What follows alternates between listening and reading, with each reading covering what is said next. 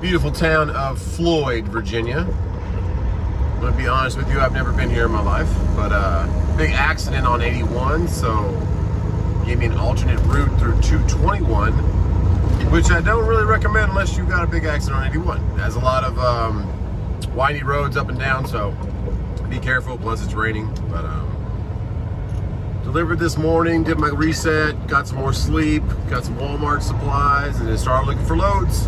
And it seems like Greensboro, North Carolina, when you come out here, if you're ever getting a load up in Virginia off 81 or somewhere over in Richmond, Virginia, try and get back to Greensboro. There's a lot of loads down there that are actually paying pretty good. But you have to wait for them. And so I was waiting for those again to get paid, and then I got an email from a broker on that load that I took just last week with my wife for $2,200 down to West Palm. And they're like, hey, we need these run bad. We need to pick it up by tonight, 10 p.m. And I said, well, I can make that 10 p.m., but see if I got enough room for that truck here. Yeah, I do. But I can make that 10 p.m., but I'm gonna need a little more money because I got some deadhead. And so we worked back and forth out for $27.50, and they were trying to push it for 21. I took it for 22 last week, so they ended up coming up to 25, and I said 25.5. I came down to 26, 25.5, and you can have it, or I'll do it.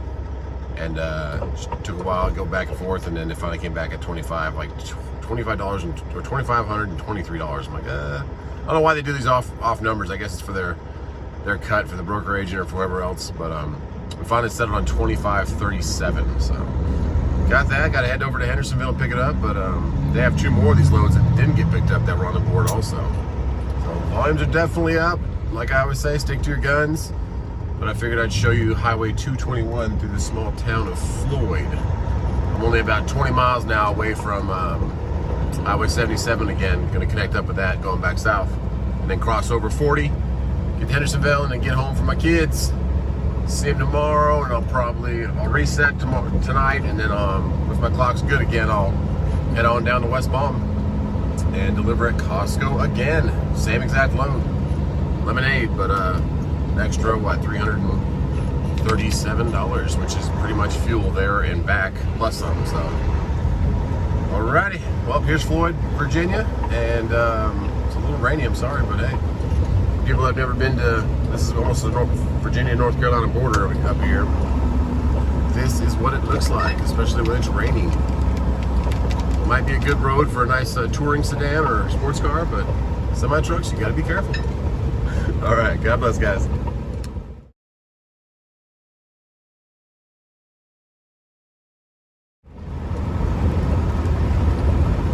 Okay, so there you see it on the right. High profile vehicle blowover hazard. High wind advisory. Now it's not closed, but they're letting you know, hey, we got some wind in the area. So if this was nighttime and I was deadhead and I didn't have a load to get to, I'd probably just shut it down and say, hey, I can make it there in the morning to see my kids. But I have a half an hour time to spare to get to this pickup on time. So guys in CDL school, you can't reiterate it enough that when you're empty, you're deadheading, your trailer's a sailboat sail, you're hauling sailboat fuel, it is easily topped over because the wind just takes that thing and pushes it over. So then it jackknifes you and pushes over your tractor. So not a great situation to be in, but at least I have some daylight to go ahead and assess the trees. And so you're not going to really get a lot of blow over 90-mile-an-hour winds here in these little crevices of the ravine. But when you get to the opened up areas like there on the left, that's going to open up on the right here in a second. And if these trees are swaying like crazy right now, that would mean I'm definitely going to have some huge winds coming into this open area. So it's your discretion. I'm going to push through it because I don't feel like it's as extreme as I have seen it before, but I've been driving for 2 years. So, I mean, I think 2-3 weeks ago I shut it down at nighttime because I could feel the truck moving. I'm not feeling the truck moving right now. I am still in a protected crevice here, so just word for the wise. Nighttime, can't see the trees, can't see how much wind you actually have. You might want to shut it down. When it starts opening up down in here, you start feeling yourself getting pushed a little bit real hard, go ahead and shut it down. There's a Love's down here, sleep for the night. So that's my little bit of trucking, I guess, advice for the day. There's a runaway ramp right in front of you. Beautiful day today, a little bit of rain, but definitely be aware of those high wind advisories, guys. All right.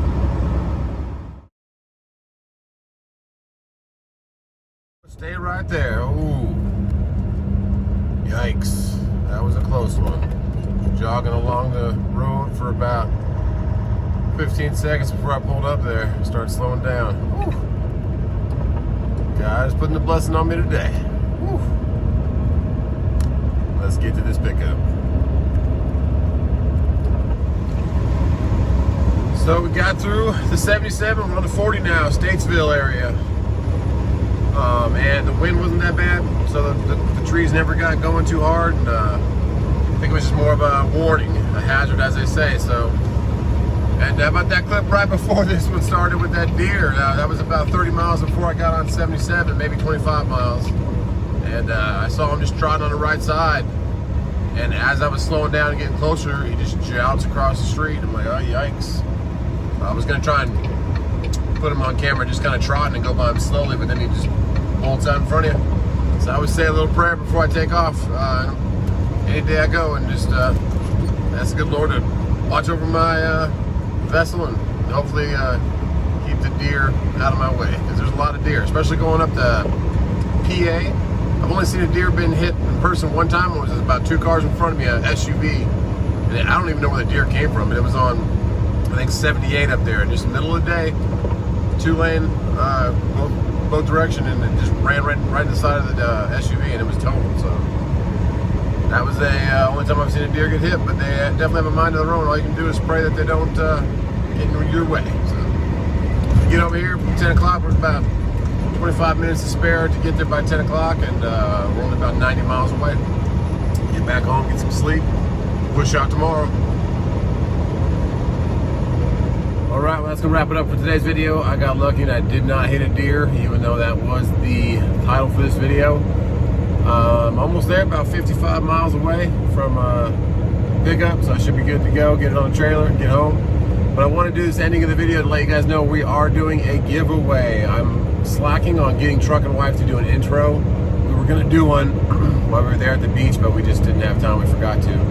So there is a giveaway. There's a little button down here that has a little arrow. Click that and it'll bring down a little menu that says description, and there's a link for it. You click that link, and all we ask is you please subscribe to the channel if you're not already. We have analytics of the channel, and 65% of the people that are watching the channel are not subscribed. Like it fluctuates 65 to 70%. So if you please subscribe, that kind of helps the channel grow and gets us where we need to be. And all the proceeds from this channel, of course, go to Trucking Wife. But the game system we're giving away is awesome. PS2 remotes that are wireless, you get 2 of them.